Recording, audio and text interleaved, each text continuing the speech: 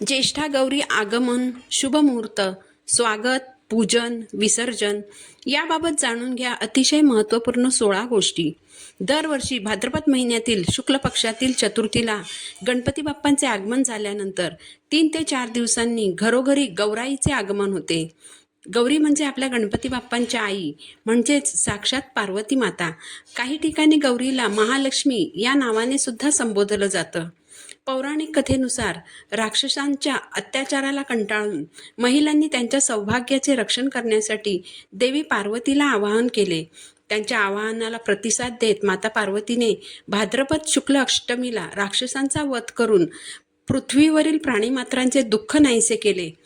त्यामुळे सर्व स्त्रिया अखंड सौभाग्यासाठी ज्येष्ठा गौरीचं व्रत करतात. गौराईला घरात कसे आणावे? गौराईला घरात घेताना काय बोलावे? 1. ज्येष्ठा गौरी आवाहनाच्या वेळी 2 गौरी आणण्याची प्रथा आहे. एक गौरी म्हणजे महालक्ष्मी म्हणजे श्रीहरी विष्णूंची पत्नी आणि दुसरी गौरी म्हणजे भगवान शंकरांची पत्नी पार्वती. आपापल्या परंपरेनुसार ज्येष्ठा आणि कनिष्ठा अशा गौरीच्या 2 मूर्ती किंवा चित्र किंवा खडे घरी आणून त्यांची पूजा केली जाते. 2. भाद्रपद शुद्ध पक्षातील अनुराधा नक्षत्रावर गौराईंचे आगमन होते. यानंतर ज्येष्ठा नक्षत्रावर गौराईंची पूजा केली जाते.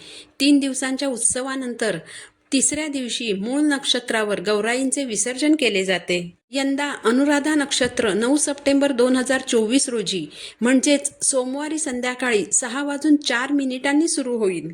3. यावर्षी 10 सप्टेंबर 2024 रोजी म्हणजेच मंगळवारी ज्येष्ठा गौरी आवाहन आहे. गौरी आवाहन मंगळवारी सूर्योदयापासून रात्र 8:04 करता येईल. म्हणजेच या दिवशी दिवसभरात गौरींची प्रतिष्ठापना करावी. परंतु या दिवशी दुपारी 3 वाजल्यापासून ते 4:30 राहू काळ आहे. त्यामुळे या राहू काळात ज्येष्ठा गौरी आणणे टाळायचे आहे. 4. बुधवारी 11 सप्टेंबर 2024 रोजी ज्येष्ठा नक्षत्रावर गौरी पूजन करायचं आहे.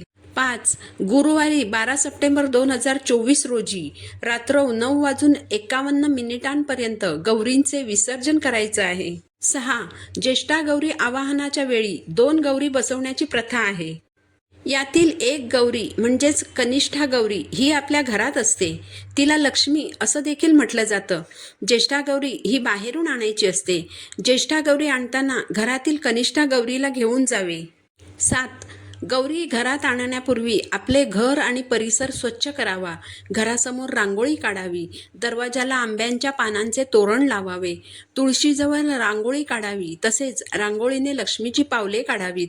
तुळशीपासून ते जिथे गौरींची प्रतिष्ठापना करायची आहे त्या जागेपर्यंत रांगोळीने अथवा कुंकवाच्या पाण्याने लक्ष्मीची पावले काढावीत.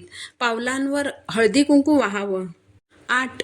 घरातील सुवासिनी स्त्रीने दोन्ही गौरी घरी आणताना परातीमध्ये धान्य भरून त्यावर गौरींचे दोन्ही मुखवटे ठेवावेत. दोन्ही मुखवट्यांच्या मध्ये गणपतीची मूर्ती ठेवावी. दोन्ही मुखवट्यांमध्ये सुपारी अथवा तुमच्याकडे जर धातूची मूर्ती असेल तर ती मूर्ती ठेवावी. गौरींच्या दोन्ही मुखवट्यांच्या डोक्यावर नवीन ब्लाऊज पीस टाकावा. दोन्ही मुखवट्यांवर एकच ब्लाऊज पीस टाकावा. 9. गौरींना साडी आणि अलंकारांनी सजवावं. मंगळसूत्र, नथ आणि वस्त्रमाळ घालावी. गणपतीला देखील वस्त्रमाळ घालावी. दोन्ही गौरी आणि गणपतीला हळद कुंकू वाहावं. कापसाचं वस्त्र अर्पण करावं. फूल, दुर्वा अर्पण कराव्या. दोन्ही गौरी आणि गणपती पुढे प्रत्येकी एक विडा ठेवावा. विडा म्हणजे 2 खाऊची पाने, त्यावर एक सुपारी, एक अख्खं हळकुंड, एक बदाम, एक खारीक, खोबऱ्याचा तुकडा आणि एक नाणं असा विडा बनवायचा आहे. 10. गौरीला घरात आणताना प्रथम तुळशीजवळ एक पाट ठेवून त्यावर गौराई मांडलेली परात ठेवावी. त्यानंतर ही परात तुळशीपासून ते जिथे गौरींची प्रतिष्ठापना करायची आहे तिथपर्यंत घेऊन जावे. गौरीला घरात घेताना हळद कुंकू वाहावं आणि घंटा वाजवत गौरींना घरात घ्यावं. घरात रांगोळीने 8 पावले काढावीत. गौरीला थाटामाटात घरात आणताना प्रत्येक पावलावर गौरीला थांबवून गौरीच्या विविध नावांचा उल्लेख करावा. 11. या 8 पावलांतील प्रत्येक पावलावर माता लक्ष्मीचे प्रत्येकी एक नाव घेतले जाते. अशी 8 पावलांवर 8 नावे घेतली जातात.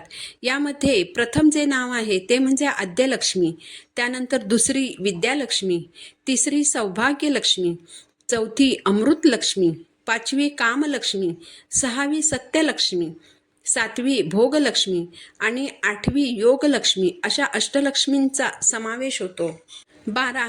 गौरी घेऊन येणाऱ्या स्त्रीने प्रत्येक पावलावर गौरी आल्या असं म्हणावं. यावर पुढे चालणाऱ्या स्त्रीने कशाच्या पावली असं म्हणावं. यावर गौरी घेऊन येणाऱ्या स्त्रीने प्रत्येक पावलावर आपल्या इच्छांची कामना करावी, जसे की धनधान्याच्या पावली, दागदागिन्यांच्या पावली, पुत्रपौत्रांच्या पावली, व्यापार उद्योगात प्रगती, दीर्घायुष्य इत्यादींच्या पावली. यामुळे आपल्या घरामध्ये आरोग्य, संपत्ती, सुखसमृद्धी नांदते. 13. गौरीला आपली तुळस, आपलं पूर्ण घर, आपलं देवघर, आपल्या घरातील तिजोरी, तसेच जर तुमच्याकडे गुरांचा गोठा असेल आणि त्यात जर गाई वासरं असतील तर ते देखील गौरीला दाखवावं आणि घरातील सुखसमृद्धीत वाढ होऊ दे, घराची प्रगती होऊ दे अशी गौरीला प्रार्थना करावी. यानंतर गौरीला तिच्या आसनावर विराजमान करावं. 14. गौरींची स्थापना झाल्यानंतर दुसऱ्या दिवशी ज्येष्ठा नक्षत्रावर गौरींची पूजा करावी व महानैवेद्य दाखवावा. ज्येष्ठा गौरीला पुरणाचा नैवेद्य दाखवावा. पुरणाच्या 16 देव्यांनी आरती करावी. हळदी कुंकवाचा समारंभ करावा. तिसऱ्या दिवशी खीर कानवल्यांचा नैवेद्य दाखवून मूळ नक्षत्रावर गौराईंचे विसर्जन करावे. काही ठिकाणी परंपरेनुसार मुखवटे हलवण्यात येतात. विसर्जन करून परत येताना तिथली माती घरी आणून ती सर्व घरभर पसरवली जाते. 15. गौरी पूजन करण्याच्या विविध पद्धती आहेत. काही ठिकाणी धातूच्या मुखवट्यावर म्हणजेच चांदीच्या किंवा पितळेच्या मुखवट्यावर किंवा मातीच्या मुखवट्यावर, तर काही ठिकाणी कागदावर गौरींचे चित्र काढून पूजन केले जाते. काही ठिकाणी वाहत्या पाण्यातून किंवा नदीकाठचे 5 खडे आणून त्यांचे गौरी म्हणून पूजन केले जाते.